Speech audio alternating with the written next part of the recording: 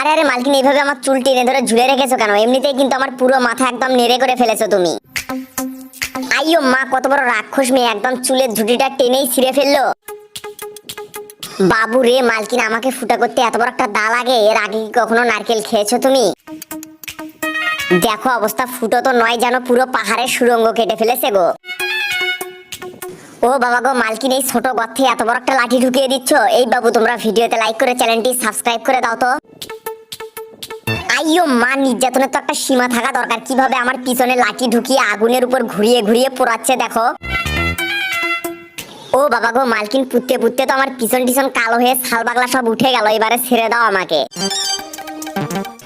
দেখো না, প্রথমে ছাল ছিলে ফেলে এবার আগুনে পুড়িয়ে খোসাটা ছাড়িয়ে নিল। এখন চুপচাপ গিলে খেয়ে ফেলো, বুঝলে? আরে আরে মালকিন, কুচি কুচি করে কেটে নিলে এখন কি আবার আমাকে দিয়ে নতুন কোনো রেসিপি তৈরি করবে নাকি? ও বাবা গো, এই রাক্ষস মালকিন তো আমাকে পুরো ঘেটে ঘ বানিয়ে দিয়েছে। দেখো না নারকেল দিয়ে কিভাবে ভর্তা তৈরি করে ফেললো।